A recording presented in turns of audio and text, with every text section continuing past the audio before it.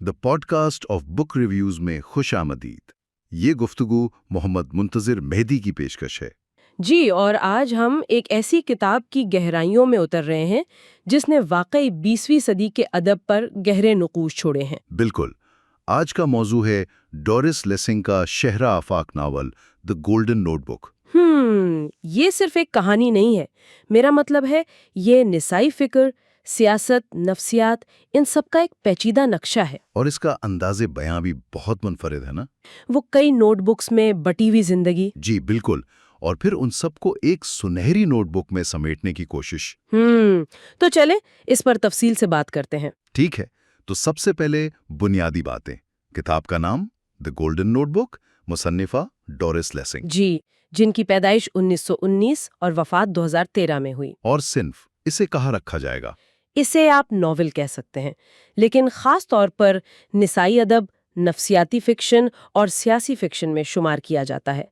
1962 में शाये हुई। और उन्हें नोबेल इनाम भी मिला। ठीक कहा ना? सबसे अहम, सबसे मशहूर काम है। सुना है कई जबानों में तर्जुमा भी हुई है। बिल्कुल, दुनिया की कई जबानों में, उर्दू में भी इसके कुछ हिस्से या खुलासे मिल जाते हैं। इसे 20वीं सदी की फिक्री तहरीकों का, खास तौर पर निसाई अदब का एक बुनियादी मतन समझा जाता है। अच्छा, मुसन्निफा के बारे में कुछ बताएं। उनका पस मंजर क्या था? डोरिस लेसिंग की जिंदगी खुद भी काफी दिलचस्प रही। पैदाइश ईरान में हुई, फिर वो जुनूबी रोडेशिया, जो आज जिम्बाब्वे है, वहां पली बड़ी। ओह, तो नौआबादियाती निजाम का बराह रास्त तजर्बा। जी बिल्कुल, और फिर कम्युनिज्म से वाबस्तगी और बाद में इस नजरिए से मायूसी, ये सब चीजें, निसाई आज़ादी, नफ्सियाती उलझनें, ये सब उनकी तहरीरों के अहम मौज़ूआत हैं। इनके काम में जो खास बात है ना, वो हकीकत निगारी और अलामत निगारी का एक खूबसूरत इम्तिजाज है। वो समाजी हकीकतों को नफ्सियाती गहराई के साथ पेश करती हैं। और द गोल्डन नोटबुक को उनके फिक्री सफर का उरूज कहा जाता है। बिलाशुबहा उनके ज़ाती तजुर्बात, ख़ास तौर पर अफ्रीका और सियासत से जुड़े तजुर्बात, इस नॉवल में बहुत वाज़े तौर पर नज़र आते हैं। चले, अब जरा कहानी की तरफ आते हैं। इसकी मरकजी किरदार कौन है? नॉवल की मरकजी किरदार एना वुल्फ है। वो एक लिखारी हैं। अच्छा। उनका पहला नॉवल काफ़ी कामयाब रहा था, लेकिन अब वो लिखने के बहरान से गुजर रही हैं, जिसे राइटर्स ब्लॉक कहते हैं। ठीक है। वो एक तन्हा माँ भी हैं और काफी शदीद ज़हनी उलझन और इंतशार का शिकार हैं। तो वो इस सूरत हाल से कैसे निमटती हैं? वो एक बहुत ही अनोखा तरीका अपनाती हैं। अपनी जिंदगी को, अपने तजुर्बात को समझने के लिए वो एक डायरी नहीं रखती, बल्कि 4 अलग-अलग रंगों की नोटबुक्स इस्तेमाल करती हैं। 4 नोटबुक्स? ये तो दिलचस्प है। कौन कौन सी? पहली है काली नोटबुक, यानी ब्लैक नोटबुक। उसमें क्या है? ये उनकी लिखारी वाली जिंदगी से मुतालिक है। अफ्रीका में जो वक्त गुजारा, वहाँ के तजुर्बात, नौबादियाती सियासत, नस्ल परस्ती, वो सब इसमें दर्ज हैं। ये जैसे उनके माजी का बोझ है। और दूसरी? दूसरी है सुर्ख नोटबुक, रेड नोटबुक। उसका ताल्लुक ऐना की सियासी जिंदगी से है। कम्युनिस्ट पार्टी के साथ उनके तजुर्बात, वाबस्तगी और फिर धीरे धीरे उससे बेगानगी। यानी सियासी नजरियात से मायूसी? जी, वो पार्टी के अंदर की सियासत, वो नजरियाती खोखलापन, मुनाफिकत, उन सब को बेनकाब करती हैं। यहाँ उनके सियासी शनाख्त टूटती हुई नजर आती है। ठीक है। तीसरी कौन सी है? तीसरी है नीली नोटबुक, ब्लू नोटबुक।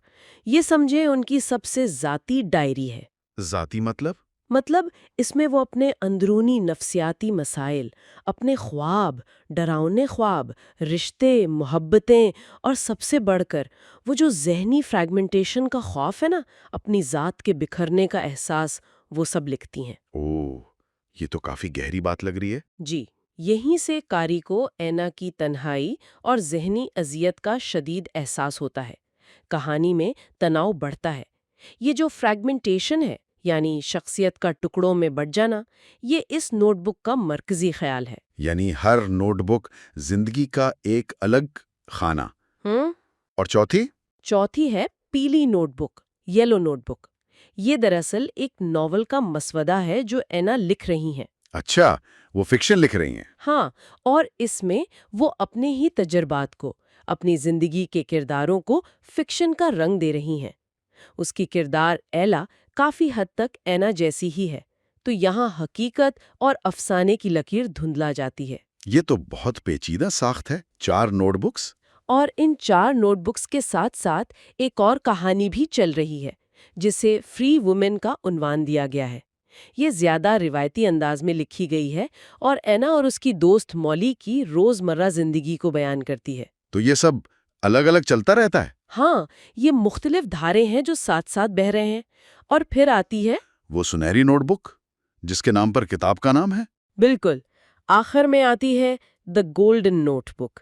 یہ اینا کی ایک آخری کوشش ہے، شاید ایک مایوس کن کوشش کہ وہ ان ساری بکھری ہوئی نوٹ بکس کو، اپنی ذات کے ان تمام ٹکڑوں کو، لکھاری، سیاسی کارکن، عورت، نفسیاتی مریضہ، ان سب کو ایک جگہ جمع کر کے ایک مکمل تصویر بنا سکے۔ ایک وحدت تلاش کرنے کی کوشش، فریگمنٹیشن پر قابو پانے کی۔ جی بالکل، وہ کلیت حاصل کرنا چاہتی ہے۔ تو کیا وہ کامیاب ہوتی ہے؟ یہ سوال تو ذہن میں آتا ہے۔ یہی تو اس ناول کا مرکزی سوال ہے۔ کیا ایک فرد، خاص طور پہ ایک عورت، ایک فنکار، اپنی زندگی کے اتنے سارے متضاد حصوں کو جوڑ کر ایک مکمل اکائی بن سکتا ہے؟ یا یہ بکھراؤ ہی حقیقت ہے؟ شاید جدید زندگی کی حقیقت یہی ہے۔ لیسنگ کوئی آسان جواب نہیں دیتی، وہ قاری کو اسی سوال کے ساتھ چھوڑ دیتی ہیں، اور یہی چیز اسے اتنا گہرا بناتی ہے۔ واقعی یہ ساخت اور یہ سوالات بہت غیر معمولی ہیں۔ اچھا، اب ذرا موضوعات پر بات کرتے ہیں۔ کون کون سے بڑے تھیمز ہیں اس میں؟ کئی اہم موضوعات ہیں اور وہ سب آپس میں جڑے ہوئے ہیں۔ سب سے پہلے تو ظاہر ہے نسائی فکر ہے۔ عورت کی شناخت کا بحران، سماجی دباؤ، جنسی آزادی کی تلاش اور اس کی قیمت۔ محبت، زچگی، روایتی کرداروں سے بغاوت۔ جی یہ سب کچھ۔ اور لیسنگ اسے صرف ذاتی مسئلہ نہیں بناتی، بلکہ اسے اس دور کے سیاسی اور سماجی بحران سے جوڑتی ہیں۔ فرد کی جنگ تہذیب کی جنگ بن جاتی ہے۔ یعنی عورت کے تجربے کو ایک بڑے کینوس پر رکھا گیا ہے۔ بالکل۔ دوسرا اہم تھیم، جیسا کہ سرخ نوٹ بک سے ظاہر ہے، سیاسی نظریات کا زوال ہے۔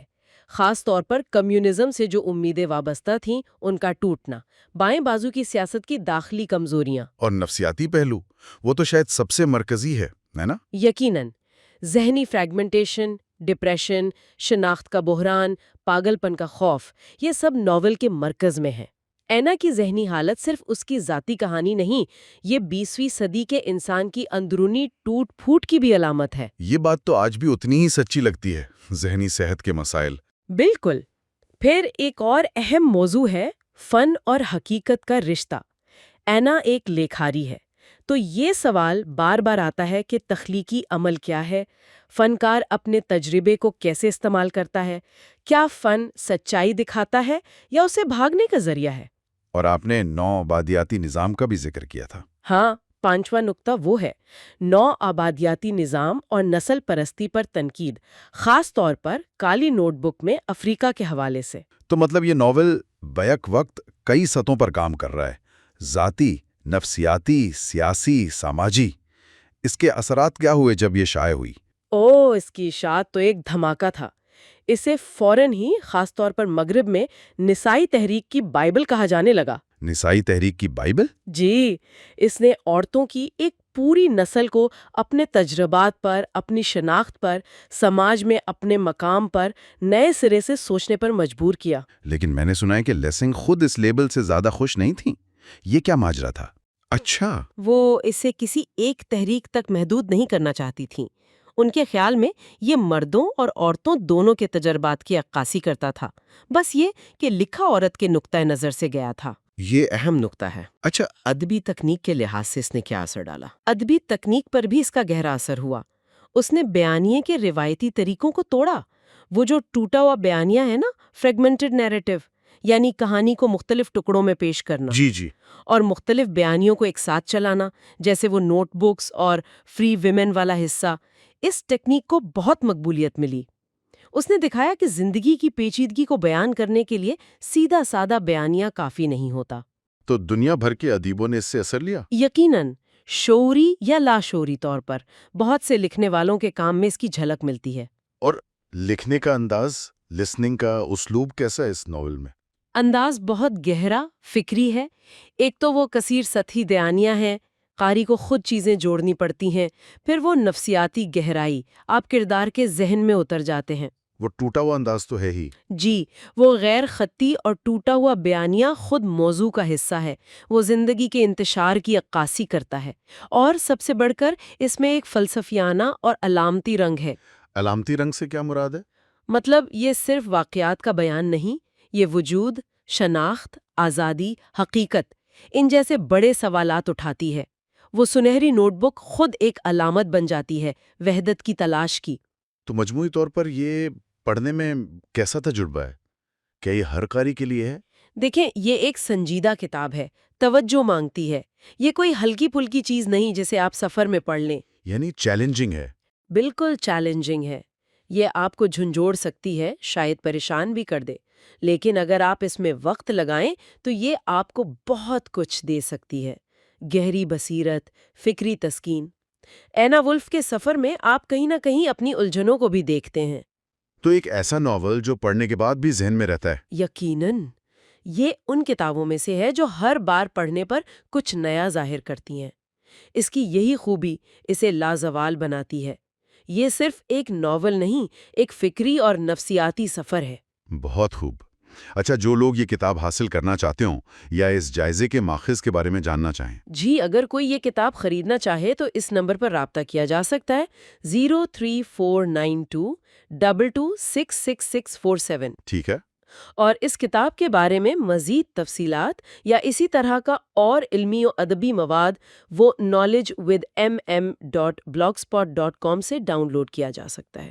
اور یہ سارا مواد، جیسا کہ ہم نے شروع میں ذکر کیا، محمد منتظر مہدی کی تحقیق اور پیشکش ہے، جو the podcast of book reviews چلاتے ہیں. جی، وہ یوٹیوب اور دوسرے سوشل میڈیا پلیٹ فارمز پر کتابوں کے تفصیلی جائزے اور خلاصے پیش کرتے رہتے ہیں.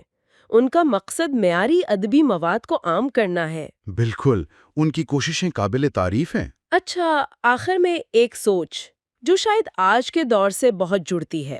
جی. لیسنگ نے کو یہ ناول ڈیجیٹل دور سے پہلے لکھا تھا، لیکن آج کل جب ہماری زندگیاں فیس بک، ٹویٹر، انسٹاگرام کی الگ الگ نوٹ بکس میں بٹی ہوئی ہیں، معلومات کا ایک سیلاب ہے، شناختیں پہلے سے زیادہ بکھری ہوئی محسوس ہوتی ہیں. صحیح کہہ رہی ہیں. تو کیا ہم سب بھی جانے انجانے میں اپنی ذات کے ان بکھرے ہوئے ٹکڑوں کو جوڑنے کے لیے، ایک معنی خیز وحدت تلاش کرنے کے لیے کسی نہ کسی قسم کی گولڈن نوٹ بک کے متلاشی نہیں ہیں؟ یہ واقعی ایک گہری اور غور طلب بات ہے. یہ خلاصہ اور جائزہ Muhammad Muntazir Mehdi, founder of the podcast of book reviews, کی تحقیق اور پیشکش ہے، جو سوشل میڈیا پلیٹ فارمز خصوصاً یوٹیوب پر درجنوں کتابوں کے دلچسپ، معلوماتی اور علمی مواد شیئر کرتے ہیں، جبکہ واٹس ایپ اور فیس بک پر نالج ود MMM کے نام سے گروپ سیریز چلا رہے ہیں. نالج ود MMM یہ جگہ محمد منتظر مہدی MM کی زیر نگرانی آپ کے ذہن کو معلومات کے وسیع ذخیرے سے مالا مال کرنے کے لیے وقف ہے. عمومی معلومات سے لے کر سائنس، ادب، تاریخ اور ٹیکنالوجی کی بصیرت تک موضوعات کی ایک وسیع رینج کا احاطہ کیا جاتا ہے، جو آپ کی سمجھ کو وسیع کرنے کے لیے ڈیزائن کیے گئے ہیں. Books, science, biryani.